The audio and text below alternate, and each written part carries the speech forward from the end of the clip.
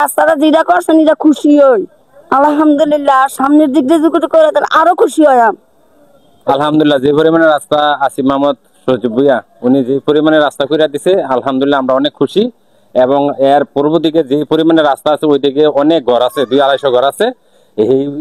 এই রাস্তাটা যদি পরিমাণে করে দেয় তাহলে আমরা সবাই চলাচল করতে অত্যন্ত সুন্দর হইব। ওইদিকে মসজিদ আছে, মাদ্রাসা আছে, অনেক লোক ওইদিকে আছে। এই রাস্তাটা ওই পর্যন্ত পৌঁছে দিলে মসজিদ পর্যন্ত তাহলে অনেক ভালো হবে।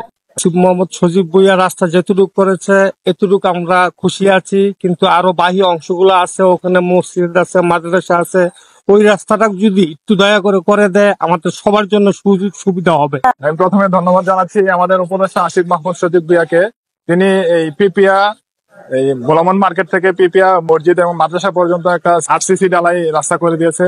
এতে করে জনগণ উপকৃত এবং মাদ্রাসার ছাত্রছাত্রী আসা যাওয়া করতে খুব সুবিধা হবে।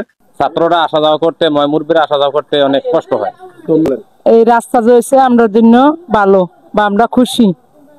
আরো যদি আমরা মসজিদ পিঞ্জিত বা মাদ্রাসা পিঞ্জিত হয় আরো আমরা জন্য ভালো, আমরা ওইটাই চাই। পিপিএ মসজিদ পর্যন্ত এই রাস্তাটা হয়েছে।